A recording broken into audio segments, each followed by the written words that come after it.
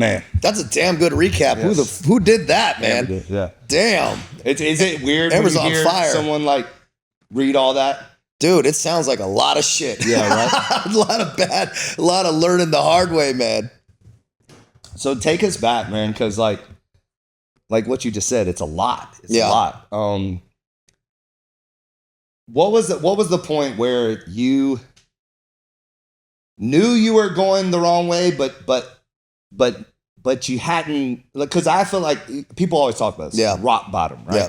Or a moment. Yeah. And it sounds like you went through a lot. Yeah.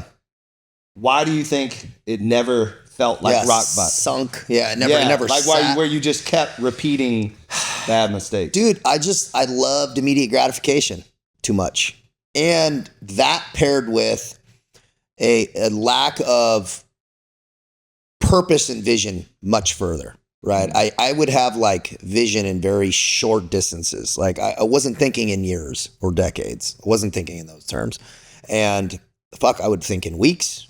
I would have big goals, set them. I knew I'd achieve them, but a lot of it was ego driven. Mm-hmm. I think maybe that's from childhood, or maybe I had some insecurities or something. I think a lot of people who do achieve a lot are ambitious. We have these things, whatever it is, not necessarily bad, but it was just something I didn't really address, of like external validation being the thing that fulfilled me, rather than God and my own personal disciplines fulfilling me. That was something I had to learn later. And that's probably why, and I lacked self-awareness on a massive scale, right? I fucking lacked. Here's how much self-awareness I lacked. When I went to the recruiter after I got out of college, I was like, all right, man, I'm here. I want to be in the military. It's going to be gun. The guy that was, dude, you're on probation and you have pending court cases. I was like, and like, what you guys can just, so what, dude? Like, right. And they were like, dude, it's just not how it works. That's how fucking disconnected I was from understanding even how the world worked. I'm like, I knew I would handle the shit I needed to, and I would show up, and I was disciplined-ish, which is actually more dangerous because I kind of lie to myself. Shit would happen, but I would just kind of look at it as normal. Oh yeah, you get in trouble and then you fix it, and then you get in trouble and you fix it. I had no idea what like normal looked like. And that was a lot of my problems. So there was like a ball of fucking issues that were all competing against each other, or making it, or trying to see which one was greater to really fuck up my life. Yeah. It was a lot of low moments, like, and I'm sure people that are watching, I had a lot of fucking days of shame and regret. A lot of, and I was caught in that guilt shame loop, right, on the map of consciousness, those two bottom rungs. Mm-hmm. I was just caught in this guilt shame loop. I would build it back up, self-sabotage. I would build it back up, get some momentum, feeling good, and then fucking let the speed wobbles. I would get ahead of my skis a little bit and fucking yard sale, you know? Right. And it was just ego driven, and okay, I'll lock it on, and then I'll go, and then the distractions, the girls and this and that. And I'd go, okay, fucking, and then something, nothing's going to happen this time. I would like forget. What was it at age 7 though, that you wanted to be a SEAL? Because that's an early, I mean, my son is 5. Yeah.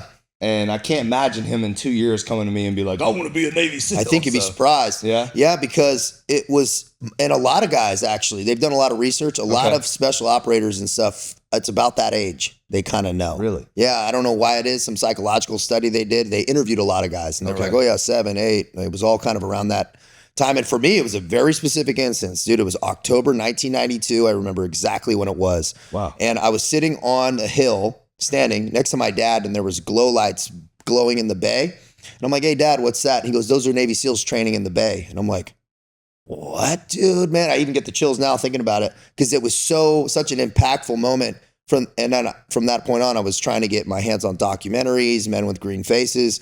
I was just fascinated with Vietnam SEALs, and like, dude, that's a fucking job you can just do and get paid for. It was shocking to me. Yeah. So that was, it got shelved. I knew I was going to go in the military, but I was like, okay, I have to go to college. I have to hit all these wickets before I can do that type of thing. Yeah. That's just how I viewed it. And so, but in that process of shelving it, I stacked a bunch of fucking misdemeanors and just problems, because I was like, oh, later, I'm going to go in. So I might as well live it up now, because I'm going to handle all that shit later. And when I should have I don't even think I could have listened to anybody really about, people did try to guide me, I wasn't listening. So, but at some point I needed to kind of see like, oh yeah, if you want that, you got to start now.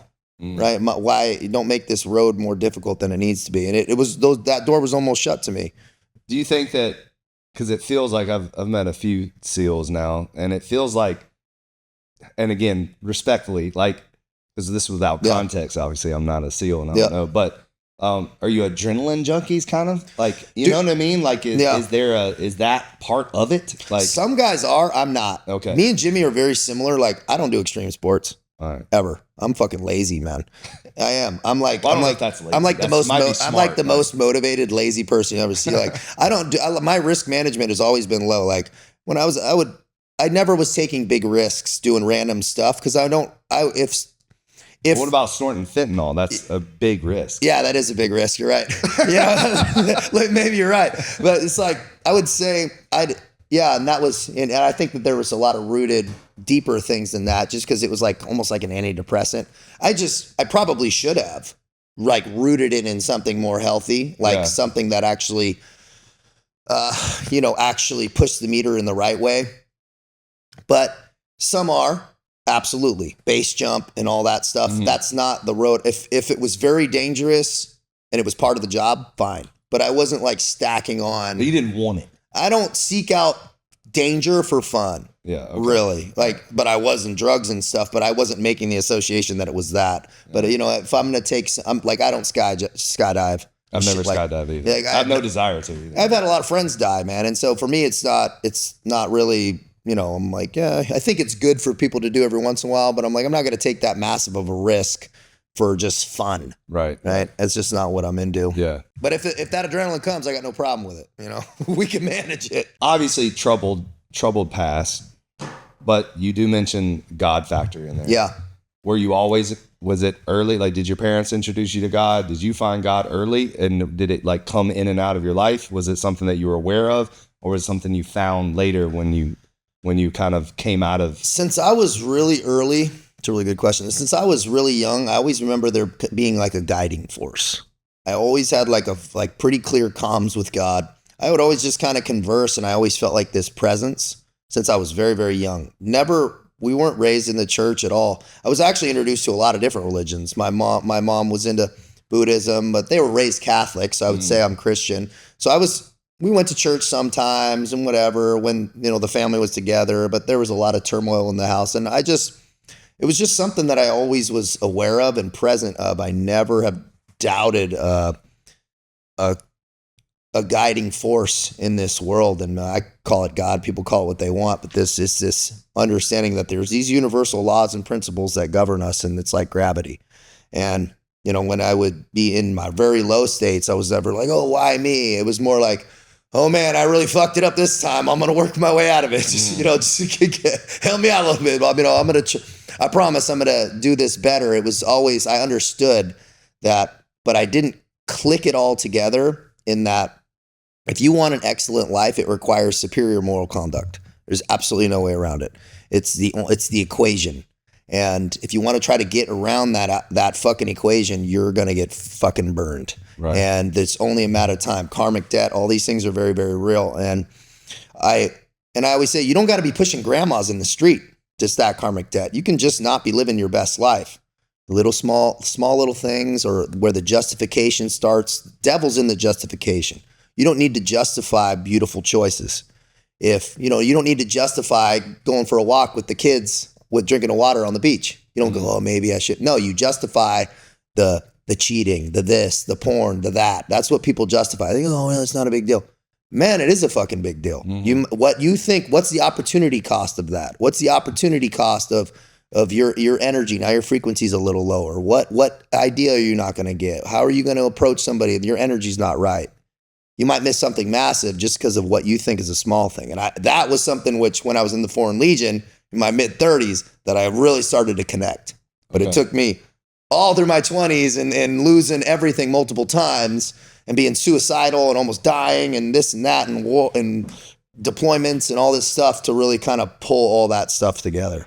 That's fascinating, because it's exactly dead on when it comes to me, it's the small things that compound. Yeah. So it's like, yeah, they're little, it may be one episode. Yeah. But when you're doing it continuously, those little things start stacking up and it becomes the person you are. Damn, that's heavy. You're absolutely right. You're wiring your brain to do certain things, and it's those aggregate drops in the bucket. It's like a bucket when the roof's leaking or something, and you put it, and then you get up in the morning and it's full. It's like just small drops, man, are what takes people down. It's not or builds them up. Like recently, I've been, and again, I say recently. I mean, it's been something I've been talking about for 20 something years, but recently it's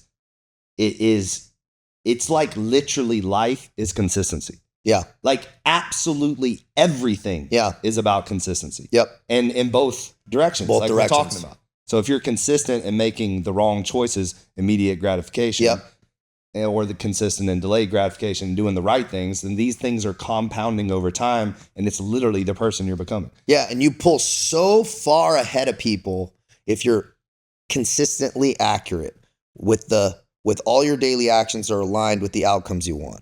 Right? That's true alignment. If your actions are not aligned with the outcomes you want, by definition, you're out of alignment. Right. And in that out of alignment, it's like when you hit the warning fucking thing on the road, it's like, yeah. That's exactly what it is. You're getting all these friction, and how do you know if you're experiencing friction? Well, you don't feel right. There's like a depressed state starting, and also you start to experience turmoil, chaos.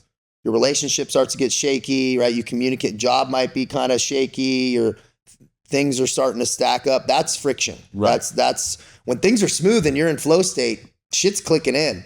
You communicate with your spouse, your kids, you're present, things are feeling good, your energy's high. A lot of people talk about energy, right? Like they're like, man, I just have no energy. People always go diet and this and that. There could be some of it, but it's also misalignment in your soul.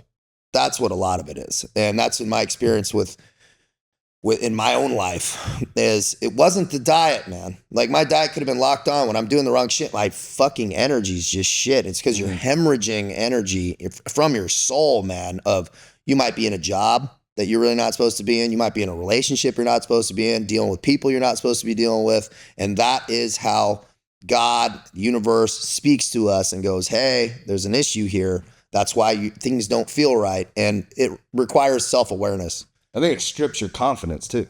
Oh, it has to. Like if you're waking up every single morning, looking yourself in the mirror and you're letting yourself down because of the choices you made yesterday and you're about to make today, then you're not walking around very confident. And people get used to that comfortable agony. That's really what needs to happen is there's people comfortable agony. People they're more comfortable in this agony that they know than the fear of whatever the change might be. Those things have to tip. Or they're comfortable and they don't want to do the effort that requires the change. They're scared of the effort that they know they're going to have to commit to in order to change. Oh, 100%. 100%. It's going to require something different. And we as humans, it requires a deliberate action because we don't want change. From our caveman days, dude, we want to stay in this cave where we know at least it might not be, but over the horizon, there might be monsters and fucking no water, right? It's like, well, you don't know. And so it requires some balls, some deliberate action. And things generally have to get bad enough to where you have to change. Now, I always say the wise man learns from others. So you don't have to burn in. The problem is most people don't have the balls to burn in. It sounds bad, but they just don't have the balls to fucking burn all the way in, which would actually be better because then they're forced at a rock bottom to change. Versus some people just kind of ride. They have enough salary, but they're paycheck to paycheck, but they're kind of not working out, but they're kind of just... And it's not low enough to where they're like under a bridge and go, man, I need to change my life. Right. So you don't need to get there though. If you're self-aware enough to realize that the life you're experiencing, if it's not fucking exactly what you want, identify certain things to start changing. You don't need to change everything at once. Matter of fact, I don't suggest it. Man, if you're like, man, I really should start getting it. The authentic voice of God speaks to us. It's that conscience congruency. Right? When you're congruent with your conscience, it requires some inner dialogue and some self-talk that you're aware of. But you go, man, if it's telling you, hey man, I should probably start getting up early and do it. Fucking do it. Like that, we always know what we're supposed to do, but we find a way to like quiet that voice with distraction and noise. Right. And it requires some quiet time. That's why I suggest people do it in the morning, just to get clear on like kind of what's going on and to become a little bit more self-aware, because that authentic voice is guiding us to our 10.0 what was self. The first thing that you knew you had to change? It started with making better moral choices. So womanizing and just kind of fucking I didn't have any responsibility. So it wasn't like I was cheating. I was single, you know, in the Legion or whatever. It just kind of was like, I remember walking down the stairs from this chick's house in France. And dude, it was like 2, 3 in the morning. And it was kind of earlier on in my contract. And I just remember walking out like 2, 3 in the morning. Walking shame? Yeah, but I was like, kind of. But I was like, it was like different than shame. Because it was fine. It was like actually a good experience. It wasn't like, but I just went, this is not who I want to be anymore, man. It's just, what's the fucking point of this? Like, and yeah, it's not a bad, nobody's hurt, nobody's cheated on. It's not a bad situation, but it's not who I want to be. And that was enough to start changing that. Then I was like, man, stop going to the bars. Stop kind of this. Because it just wasn't conducive where I was going. You're spending money you shouldn't be spending. You're around people that aren't, what's the point? You're playing grab ass fuck games. Like, what the hell are you celebrating? Right? That was when I started to become more aware of that. And then it was waking up early as fuck, way earlier than I wanted to, every fucking day. I never even had the concept of doing it every day. And then I just... Really? Even being in the military? Well, I was getting up early for work. Yeah. But just for that, not for yourself. Yeah. And so, but every day, right? And that was something when I went, you know what? I'm getting up at 5 for the Foreign Legion. We would get up at 5 and run and do all this shit. I'm like, I'm getting up at 3:30 every day. And I would go work out in the bathroom because I was in a barracks room, dude. Right. And I would go in the bathroom, nothing crazy, but I would just get up and kind of be ahead of the game. But it was also shit, shower, shave, be ready. And I was like ready, chilling, like writing in my journal and stuff when everyone's doing the Chinese fire drill, trying to get ready. Yeah. It was more out of, I just wanted to be more prepared and not rush. It was actually kind of out of that first. And once I did that, my world changed. Dead serious. That one simple thing, I have not changed from in that Foreign Legion barracks room. I live in a gated community on a fucking golf course, and I do it in my master bedroom in the bathroom every fucking day. Still, to this day, haven't missed a day. And that was... So you wake up, so tell us what it is exactly. So my morning process, I'll wake up about 3:30 to 4, right? That time. I'm not a robot, so I try to keep it around that time. But I get up, I immediately get coffee. But no phone, no email, no news. That's key. I do not check my phone, no email, no news, nothing to mess up my chi. Then I go into the master bathroom or wherever I'm in, hotel room, Airbnb, doesn't matter.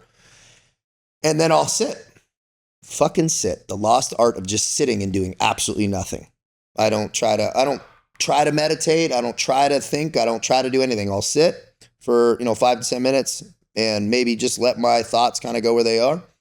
I might read some Stoic philosophy, right? Marcus Aurelius Meditations or something. I love Stoics, and or just something but just a few quotes, just to kind of, and I'll take some notes, maybe something like that. Then I'll go into some movement.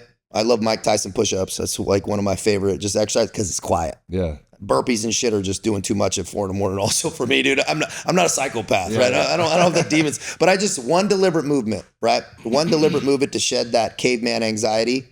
That's good. It's to get us moving. Yeah. And then I visualize a little bit. I put music on.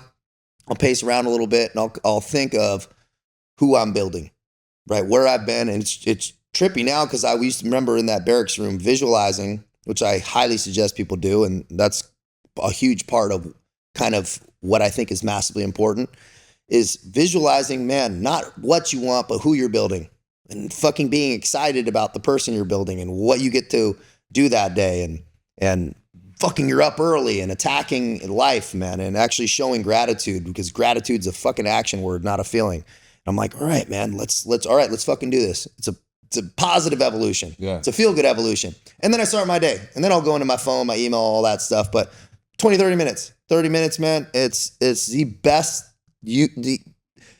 That changed my life when I started doing that every day. And I just went, oh, days off, weekends, vacations, I do that every day. Sure, it might be compressed. You might be tight. You might have a flight or something, you know, it's Right. like, but I always hit it. It's like absolutely something is non-negotiable. It's amazing because it goes back to consistency. Yeah. It's like, to me, it's not the 20 minutes that you're doing. That's not what it is. No. It's the 20 minutes every damn day. Yeah. You know, for years. For how many years now? Years, man. Fucking maybe close to half a decade now. I mean, think about that drip. Yeah. Think of how big your bucket is now. Yeah. And I saw something, you have a quote downstairs, which is like something along the lines of, you know, the universe doesn't take days off. It's something that's just a massive piece. The universe doesn't take days off, bro. We seem to think that we're some way apart from any of this. Dude, we are the universe's evolution of consciousness of itself.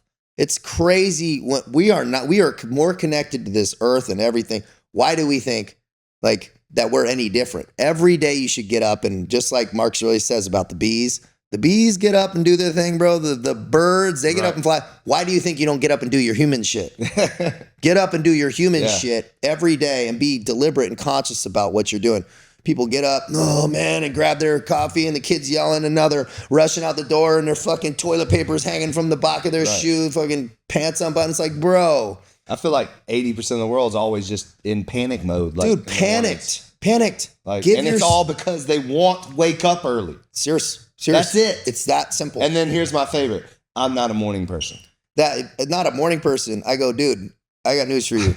Your circadian rhythm is what it is. We're not nocturnal. That's why people who work night shifts are, bro, they suffer. Yeah. It's hard, bro. Anybody who works swing and night shifts are like, shit, dude, like, we aren't designed to be nocturnal. So we're designed to get up when the sun goes up and go to bed when the sun goes down. And it's a much more healthy rhythm. There might be some outliers, there always are, but that's very rare. And I go, yeah, you are a morning person. You're just disciplined at night sucks. Yeah. It's a huge difference. I go, you stay up and scroll and watch fucking Netflix and all this shit. And I'm not opposed to some of that stuff at night, but doing it until the wee hours of the morning just because you don't have a real reason to get up early, man, that you have to put so much importance on being great in the morning and for your day that the night starts to get correct, right? You're like, man, I'm looking forward to really being my best self tomorrow morning, and I want to get up early and do it, man. I want to go to bed, man. Right. I want to lay down and get rest and in that good state. It requires discipline on both ends. Yeah, you got to set yourself up for success. Yeah, if you're trying to stay up and get up at 4 and you're going to bed at midnight or 1 a.m, it's not gonna happen. Yeah, I just saw a video on like if you want perfect sleep, and it's not rocket science. No, it's like turn off your damn television. Yeah, turn off your phone, or at least have it away from you. Yep. Have the room pitch black, dark, and cold as fuck. Yeah, and go to sleep. Yep. It's really that simple. It is that simple, but most things are simple, right? Yeah. True sophistication is simplicity, right? And so if you want a really sophisticated, badass life, you should look to simplify it, right? And that goes down to your wardrobe, everything, man. Like clean out your fucking house and your drawers and watch what starts to happen. Organize everything. Get your daily habits systemized, and so you don't get decision fatigue. I'm sure you've found out in your life and running businesses that you figuring out what you're going to eat every morning and every day in the middle of the day and all the time is fucking wasted time, dude. You probably have some things you like and kind of rotate them, but you have an idea because you've done it for so long, right? You have a kind of an idea. That's what it requires. You need to start systemizing these processes so you don't have to figure it out all the fucking time. That's why keep your wardrobe simple, keep your life simple, keep things manageable, and your schedule, as simple and manageable as you can, because there's too many other complexities and variables everywhere. Right? It's so why make it more complicated on yourself? Control the things you can to your maximum ability, so you can actually have the bandwidth, the emotional bandwidth to deal with all the other shit. Right. So what would you say the biggest deception was? What was the biggest lie you were told? It's not that simple. The biggest lie he was ever told. No, that's the biggest lie I was ever told. It's not that simple. Yeah. It's a lie they tell you over and over again. What's not simple? Any of it. Any of it. All of it. All of it. Yeah. It's how they get you to give up. Get the It's chills, how they man. it's how they get you to It's give not that up. simple, Vinny. Damn. What movie is this from? So what's the truth? You remember this? I don't think I do. About the boxer so he was like a world champion boxer So and he got in a severe car That wreck. scene, savage. He got in a severe car wreck Yeah. and broke his neck. Mm-hmm. And they did the screws Yeah, in his the skull, halo. the halo. Yeah. And they told him, You're toast. You're toast. Yep. And he fucking went down in his basement and started lifting weights. Yeah. And with the halo, like you got to see this Yeah, I'm movie. gonna It's, see it. it's so badass. And then they're interviewing him, and they're like, what's the greatest? I mean, what's the biggest lie you've ever? Or I don't know. Ever been told, You know yeah. what I'm saying? And he was like, it's not that simple. And she's like, why? And then at the very end of that, he goes, because it is simple. Yeah. And it was crazy because I talk about exactly what you just said. There's so much sophistication and simplicity. Yeah. And I think it's like a Coco Chanel quote too. I swear to God. So every time was onto something, man. every time I see like guys like us, say her quote Yeah. basically because it's so damn true. It's like everyone wants to complicate this thing, and We complicate it with our own desires. yeah, That's usually what complicates and the things. desires are distractions. The desires are distractions. Think about a lot of great men that we've thought about. What takes a lot of them down? Lust, Lust, yeah. right? Yeah. And what is that, right? It's adding complication into your life that's unnecessary and very, very and fleeting, right? Yeah. And it destroys people's lives. And this idea of simplicity, right? It is that simple. Bro, think clear, right? Think about your relationships and how you communicate and where your frequency is and being accountable in a very straightforward and clear way with yourself. Like, oh man, if I'm in a bad kind of a mindset, some shit's going on, bro, excuse yourself, fix it, right? Move. Think about ways to maintain your frequency. Think about we're energy, man. And so that simplicity, it goes into, man, keep yourself even keel as possible throughout the day. I just had never thought about any of this shit. And why would I, right? We're just, at some point, I just woke up to the fact that everything's my fault. All of it. And Right. and I remember this in the Foreign Legion. So people that don't know, it's kind of a rough institution and a lot of Eastern Bloc guys. It's like prison with a gun. It's pretty rough. And so I was cleaning a lot of toilets at the beginning because they're like, hey, Navy SEAL, come clean this fucking toilet, right? And so I was getting a lot of extra love. And I just remember kind of being like, man, fuck this. Like, I'm just like in this spot. And I had this Zen moment. And I started looking up Zen quotes and shit just out of like need. Right. Like, what am I? And it was like, exactly where you are is where you need to be. And I had this like feeling of peace come over me when I went, oh yeah, this is exactly where I need to be. So I just cleaned the fuck out of those toilets, bro. They couldn't break me, man. And I'd make sure it was the cleanest fucking toilet in the world. You could eat off the pipes in the back, dude. It goes back. Those It goes things are back so to clean. how you do anything is how you do everything. Absolutely. Like that's something that I get so irritated with people. It's like they're great at certain things, but then they're terrible at other things. It's like weird. Yeah, be thorough. Be thorough, man. And it was peaceful to know that my reality, it didn't need to be something else. And so I was like, okay, well, let me just make myself great in this current reality that I'm at. And that was all I cared about for years. And we deployed to French Guiana, deep jungle operations, did stuff on the Russian border and fucking anti-terrorism, domestic missions in interior France. And it was a wild time, man. And through that entire process, I was like in the jungle, like intermittent fasting, like training, and I was just like, I'm just going to do this shit all the time, man. Read, write, think about my own thoughts. I'd be patrolling for days, man, and just processing what I was building, the story I was writing, being here. And nobody even knew I was fucking there, bro. I was off the grid for years, half a decade over there. And so I was like, this is going to be a great story, man. And I'm like, I'm going to fucking write a great story with this. But to write a great story, you have to be at the other end of the redemption arc. Right. You have to fucking come out of it, dude. You can't just go into it and then don't come out of it. There's no story, Right, just into the abyss. So I had to get right. And so that was a lot of. Have you written a book yet? No, it's almost need done though. to. Yeah, it's coming out, man. Okay, yeah, great. we're gonna have a book to series adapt ideally, and so they have a good agency kind of looking at it. Awesome. I'm just hammering it out, dude. You know, it's almost done though. Okay. Yeah, it's gonna be a cool story, and just I'm gonna dive into because there's SEAL books and a lot of stuff, and so what's interesting is there's nothing in there about SEAL shit. I'm just a Navy SEAL who happened to be a Foreign Legionnaire, so it's like paragraph, if that, and it's a lot of I want to dive into the characters, bro. The fucking guys that are in the Foreign Legion are fucking. It is the most interesting spread of human beings. 150 nations represented just in 7,000 dudes. Wow. So it's a lot of Ukrainians, a lot of Romanians, a lot of Hungarians, a lot of guys from Brazil, a lot of Colombians, a lot of guys from Nepal. Now, you are required to speak English? French, man. So you're required to speak French?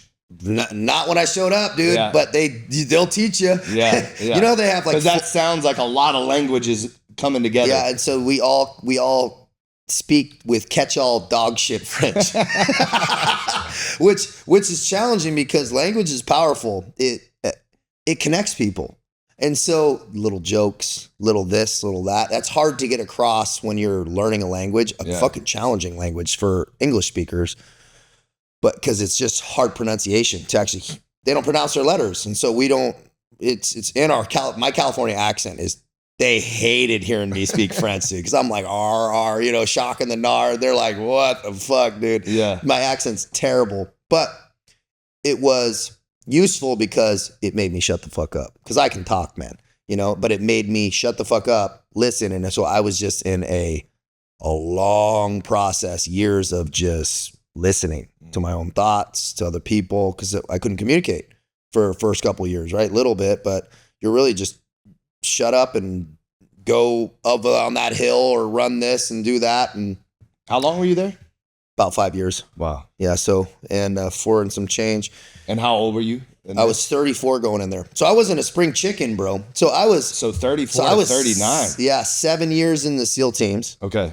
Right. And then I did 2 years of the civilian work and then 4.5 and so I wasn't a spring chicken going into boot camp, bro. No, right. Infantry boot camp, dude. And I hadn't run like that. In the Foreign Legion, I think it was like a kind of God playing with me a little bit, is I hate running. It's for the enemy. I'll do it. I can. I'm good enough to be a Navy SEAL and run. Like but I'm the line, right? I am the line, bro.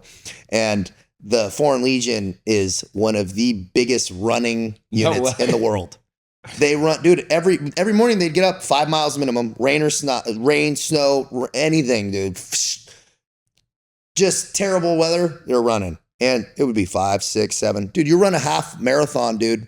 They don't even eat. They don't eat breakfast, dude. I was dropping weight like crazy and just getting hammered, bro, in the back of just miles and miles running in the snow and the rain going, all right, man, I guess we're here doing this. Yeah. But I won't quit, man. That's just one thing about me. It's an interesting process because there's no application. There's no anything. There's nothing. So the only way to join is to go show up at the door and knock like the fucking Wizard of Oz. Really? Yeah. You got to show up with a black duffel bag and your passport.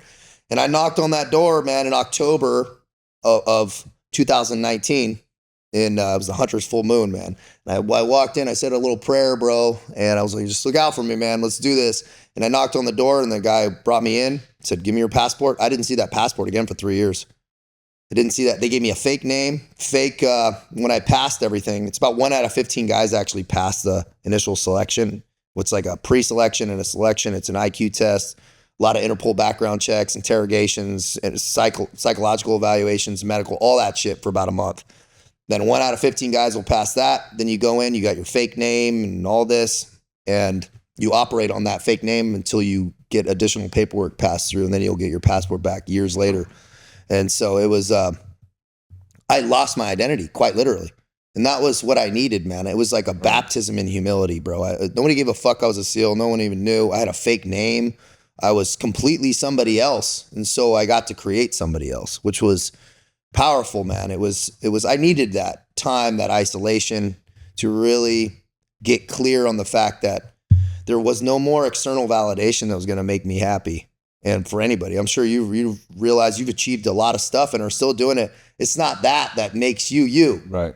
It's your family being proud of you. It's you being proud of yourself every day. That was the only thing. And that one was like, it was like this aha moment. I went, oh, because I started looking at Ukraine kicked off. I'm looking at mercenary groups and then down in Africa. And I'm like, all right, what's the next thing to make me feel tough and like proud of myself, or like some Band-Aid, what next institution can I put a label on that I can call myself, and I realized, dude, it's never ending. I'm just going to keep doing that until I catch a bullet, and then for chasing something that doesn't exist, when I'm like, oh, the fucking answer's right here. And I like looked around my barracks room, dude, and I'm like, why am I just not happy here? It was that simple, that simplicity. Yeah. And dude, I'm getting the chills because it was this moment. It was like God just like opening up, like pulling back the curtains and going, bro, all of it's right here. And I went, oh shit. That's when I decided I'm just going to start getting up earlier. I'm just going to be more intentional about what I do and how I can. It was cut away the shit that just wasn't serving me anymore. And that fucking was that simple.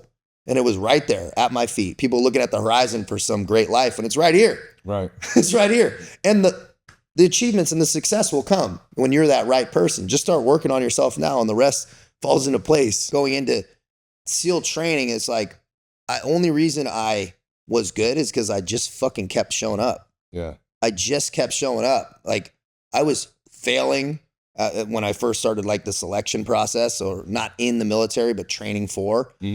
And dude, it took me 9 months to get my contract, bro, I asked the guy, I said, well, who makes the decisions on SEAL contracts? Yeah. They're like, this old retired lieutenant commander. And he would run Vegas, LA, and San Diego. I said, well, I'm going to go fucking see him. I found his cell phone number. I called him, and he had this program that was attached to Naval Special Warfare. And dude, I was stacking boxes at Home Depot, fucking at night, living at my mom's house, riding a bike. I go buy this like $500 shitty fucking car. And dude, I just started showing up. Some days I'd be the only motherfucker show up, dude, dead serious. And they'd have me running up in the hills of Camp Pendleton, puking. Dude, I had never run 5 miles in my fucking life. And they're like, we're running 5 miles. And I'm going, what? Like, damn, I had never done that. And I hated it. Kept showing up. But I had that part of me just showing up changed my body. It also got me a lot of FaceTime with him. And so he signed my letter of recommendation to go into SEAL, to get my SEAL contract. Yeah. That just because I showed up, man. And I'm like, that consistency of not even knowing what the fuck I'm doing, bro. Just show up, dude. It's like people that go down to jujitsu or whatever. If you keep showing up there, you're going to get good. Yeah. I don't give a fuck who you are. You keep showing up to the gym, you're going to get in better shape. It's inevitable. You keep showing up, dude. You don't got to know what's right, what's the right plan, nothing. You're going to, because the contacts you'll make, the confidence you build, and just knowing that you're going to go. And there's that's part of the fun process, is learning as you're doing it, man, and showing up. I'm sure in business, nobody gave you a blueprint to do all this shit. There is no blueprint. Right. There's not. There's no blueprint, man. Yeah. You're still figuring it out, I'm sure. Yeah. But what did you just kept showing up and meeting people and asking the right questions and probably failing and this and that and just not stopping. And that's a major piece of guys that pass through SEAL training, is they just never quit. What? Yeah. Speak on that. Because I mean, I've heard it's the hardest shit in the world. So like when you actually had to show up for, is Hell Week like the first thing you did? No, or it's like buds? 6 weeks in. Okay. So 6 weeks in, and it's buds. Yeah. And how was that? And mind you, by the time you get there, all these guys are all-American football players, fucking pros, some of them in a lot of sports, Olympians. So I show up, I'm like, damn, dude, these guys are putting up numbers, bro. I was like, fucking, I was good, but I'm not great at anything, but I'm good at kind of everything. Yeah. I was like, damn, dude, but I was getting fucking toasted by these guys. I'm like, I'm not do I even measure up here? And I show up, and we flew out with like 400 guys. We ended up finishing 13. That's exactly what I was just about to ask guys. you. How many guys show up, and then So how many? Some of those guys, so we probably graduated 50. Okay. Some of those guys, probably about 50 of those guys got rolled back, injuries, failures. They get one roll. But 13 finished all the way through. And you were one of the 13. And I was one of the 13. Some of it's luck. Some of it's just grit and some other shit. But, dude, it was... What's the majority of the reason why? I mean, that's a lot of people. Quitting. quitting. Most people don't fail. Some Yeah. fail. You got to be able to run fast and swim good enough and be good on the old course. You got to be an athlete. Yeah. But dude, there was guys who, specimens, right? Just physical specimens that would have a bad day, bro. They'd get up cold and they'd look at the water, bro, and they'd be like, and the instructors know, because it's also not, it's not the training.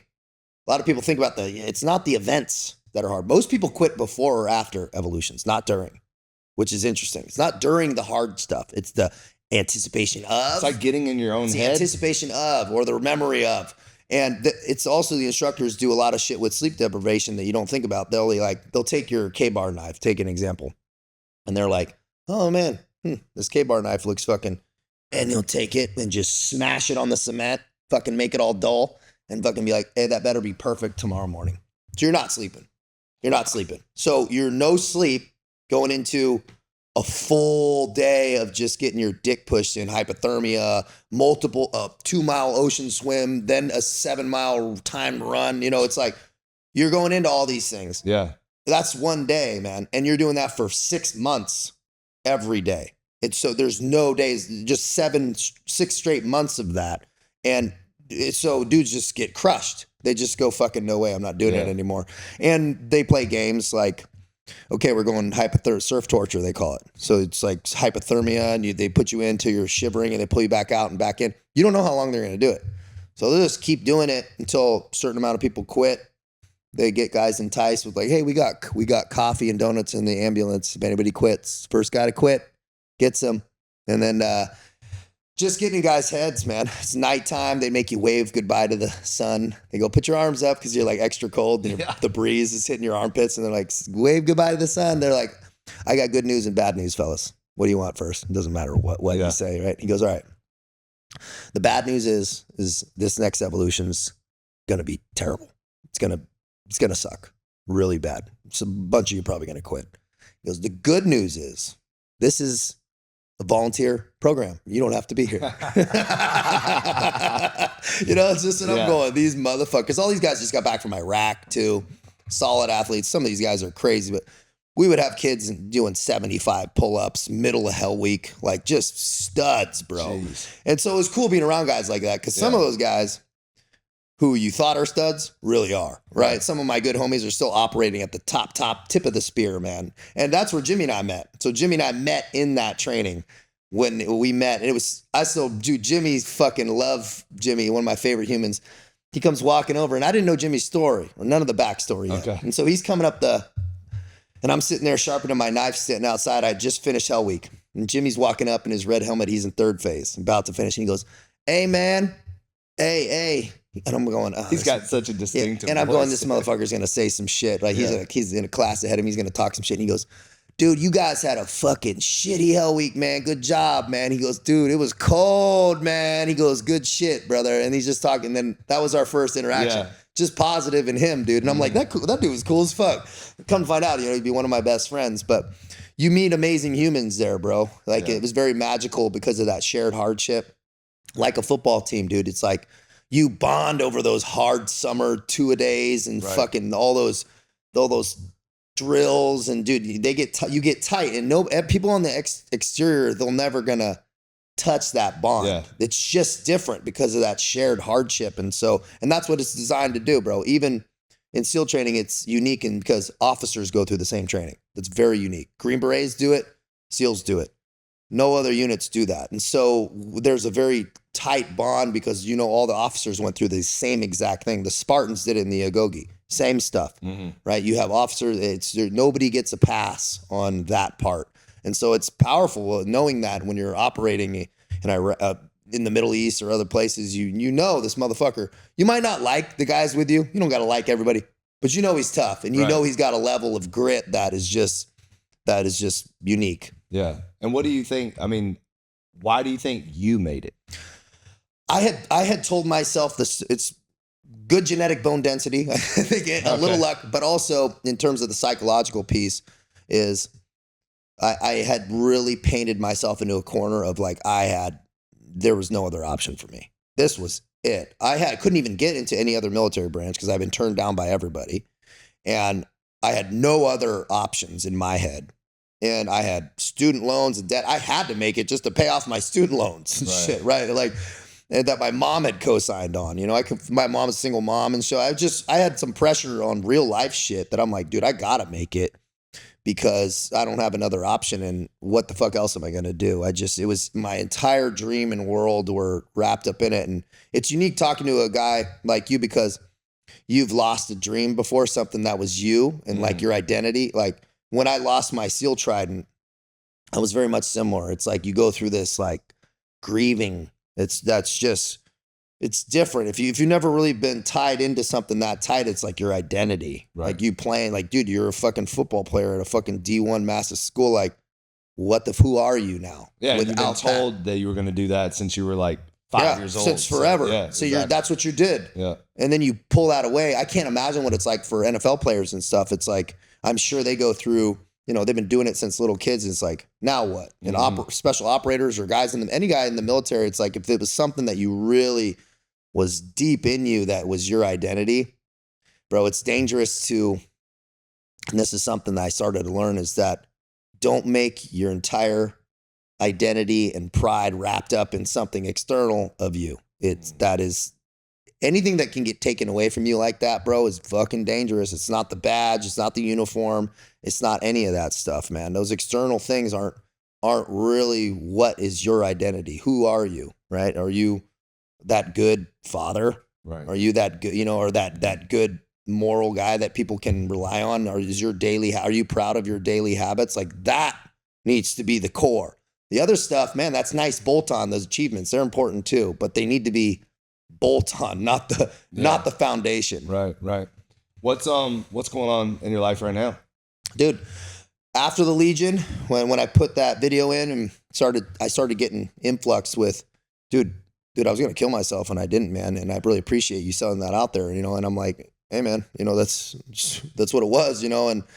And so I started going, hey, maybe there's something here. And like, people are like, well, what are you doing in the day? So I just started to build a blueprint. Like, hey man, here's kind of what I do in the day. And I got some good feedback. Guys are like, relationships are better. I'm like, okay, I can make this into something. Yeah. I was suicidal in my fucking truck with a sawed off, you know, for days in the jungle. And now I'm, you know, living great life every day and fucking happy and fulfilled. I said, I can show people what I do.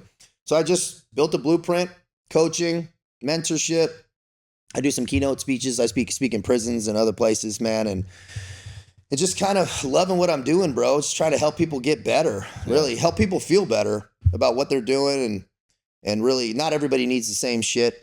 You know, I work with business owners and guys fucking under a bridge, man, who can make it work. Like, I don't give a fuck. If somebody really wants to get better and they want to answer that calling, I'm fucking game, dude. Yeah. I'll work with them to kind of get up, because most people just need momentum. They don't need a perfect plan. They just need a fucking plan, a clean, simple plan. Wake up like this, move like this, eat like this, read some of this shit. Yeah. And that's really it's really what it is. And people go, oh, because then they're going to start taking their pieces. But once you get that ball rolling, man, it's beautiful to see. People are like, dude, my business is better. And that's what I say. I go, man, if you want to make more money, start self-developing. Mm. They go, well, how's tracking my macros going to help there? I go, well, just do it, motherfucker, and you're going to see. Yeah. Because the way you do anything is the way you do everything. Are you thorough? What you don't measure doesn't get managed. It's going to all bleed into all these other things. Start doing it so you can be deliberate about all this shit. And then you start to remove variables and your bandwidth opens. Now you're more patient. Now you're a better fucking father. Now you've been up earlier. So when your kids get up, you're present, not rushing around. What are the secondary and tertiary effects of you getting better? It's fucking amazing, dude. It's so amazing. And you can't experience it until you start doing it, because you can't predict or project what might get better and the benefits you'll have. And that's what at least I experienced in my life, because I started to get better and then met my fiance, we had a baby, got engaged, like things just started to come together. And it was all because I just started holding myself to a higher standard in a barracks room. Right. That's it. And that was and I could have never foreseen being in a happy relationship. So I just didn't see that for me and for many years. And now I experience it. I'm just so fucking grateful, man, just every day. And so that gratitude, I'm not changing anything. So that's what I like to do, is just show people that the consistency matters. And I record it every day on my Instagram, and I record me getting up and me doing my process every fucking day. So Really? it's like my roll call. I do not miss a day, and everyone can call me out on it if I do, but I never have. So I'm like, people are like, I've been watching you for 2 years, man, 3 years, just waiting, and you just fucking never miss. I go, that's the fucking key, bro. Yeah. You know, that's the fun part. Wow, that's cool. Well, man, I appreciate this. Yeah, dude, I appreciate everybody being here. It's been a really cool experience. So I appreciate it. And I'll let you get down there and lift. I know you're chomping at the bit. Yeah, dude, I'm definitely going to go hit it up, dude. And so, yeah, man, it's, if anybody wants to reach out to me, TaylorCavanaugh.com. That's the best place to do it. All that contact form goes right to me. I don't AI anything. It goes right to my personal email, my Instagram, TCavOfficial. That DM, me also. I don't have anybody answering my DMs. And then my YouTube, Taylor Cavanaugh, TCav TV, where we dive into our deeper principles, and I do everything stream of consciousness, no edits, no anything. So one take, I always post the first take, man. Since day one in the Legion, now we're at hundreds of stories, and so it's been a path, man. We do gym sessions and too, bro. I'll be filming out here too, so I'd love to film at your spot too. And I'd like to film with different cats, and it's like, I'm fascinated with people's stories, man. Like I'd love to have you want to just talk about the path, because everybody's got an amazing story, and there's always some people that have pushed past thresholds. There's something to be learned, man, about everybody's story. No, I agree. I mean, it's amazing to me that like there's so many people that have found purpose in their pain. Yeah, I like that. I appreciate it, man. Your test is your testimony, man. Oh, there you go. You know what I mean? Thank you so much, man. Yeah, appreciate you. Yeah.